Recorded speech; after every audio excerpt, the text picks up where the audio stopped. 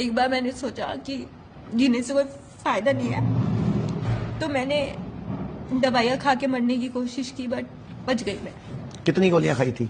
8 anti depressant की गोली। सिर्फ एंटीबायोटिक के नुकसान से इस लड़की की हालत हुई है। आज इसका वजन का एंटीबायोटिक का ओवर यूज या एंटीबायोटिक का मिस यूज कह लो या एंटीबायोटिक का साइड इफेक्ट कह लो, जो बच्ची को सुसाइड तक पहुंचा गया। आज नौकरी भी नहीं है, इसकी मम्मी इसको लेके आई है यहाँ पे और इसको खुद बागेश्वर धाम वाले बाबा जी ने यहाँ भेजा है। मुझे अभी उन्होंने ये भेजा नहीं है, सिर्फ उन्होंने बोला है कि तुम्हें आचार्य मनीष ठीक कर सकते हैं, तुम वहां जाओ। तो बिटिया यही बात हुई थी बागेश्वर धाम जी के यहाँ? हाँ जी, यही बात हुई थी। जब मम्मी पापा गुरुजी से मिले तो मम्मी के बारे में भी पूछा, तो जब सर का नाम लिया तो मम्मी ने कहा कि आप भी वहाँ एडमिट हो जाओ और बेटी को भी वहीं पे ठीक करवाओ, तो आप 90 to 95% ठीक हो जाओगे। गुरुजी ने ऐसा बोला था हमको। आपको ऐसा क्या हुआ कि एकदम जिंदगी बदल गई?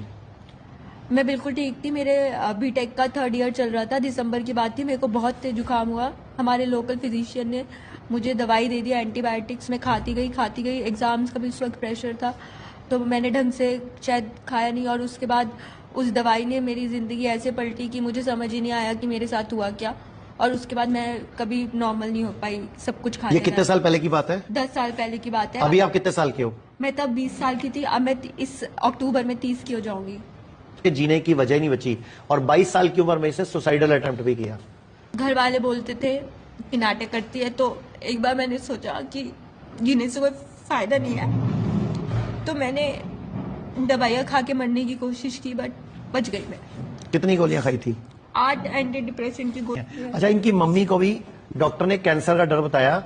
इनको बताया कि बायोप्सी कराओ, और ये बिना बायोप्सी कराए यहीं आ गए और 6 दिन में ही काफी हद तक ठीक भी हो गए। कल बात हुई है इनसे, मेरी बात हुई, आपने बताया था कि जैसे आपकी बहुत सूजन कम हुई है। बहुत सूजन कम हो गई है। मैं आपको बताऊं, मैं अपनी बेटी की वजह से परेशान थी। मैं घर होती थी। जब से मैं यहाँ 7 दिन आई हूँ ना, मेरा कॉन्फिडेंस इतना हाई हो गया है, मुझे ना मरने से डर लगना, न जीने से। मैं सब में सम हो गई हूँ कि जो करेगा भगवान करेगा। इधर मनीष जी, उधर मेरा प्रभु, तो मुझे कौन मार सकता है।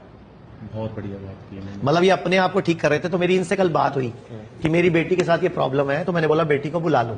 तो आज ये बेटी आई है, तो मैंने इसलिए बोला इसको कि ये इंटरव्यू रिकॉर्ड कर, ताकि और कोई युवा पीढ़ी का बच्चा, जिसको जंजी बोलते हैं आजकल, बड़ा मशहूर नाम हो गया नेपाल के बाद, बागेश्वर धाम वाले भी जैन जी बोलते हैं। जैन जी बोलते हैं सब, जैन जी। तो कहने का मतलब यह है कि जो युवा पीढ़ी है, जो ये मोबाइल में ही बड़ी हुई है, तो उस पीढ़ी को ये बेचारी बिटिया अपनी कहानी बता पाए, ताकि कोई और बच्ची इस चंगुल में फंसने से बच जाए। जॉब करी बेटा आपने? बोल मेरे साथ। आज 26 सितंबर है 26 सितंबर है 2025। मैं अगली 26 अक्टूबर को, मैं अगली 30 से 40 दिन मैं पूरी तरह ठीक होके जाऊंगी यहाँ से, मैं पूरी तरह ठीक होके जाऊंगी, क्योंकि तेरे को मैंने अपनी छोटी बहन बोला है कि तेरे को ठीक करके ही छोड़ेंगे।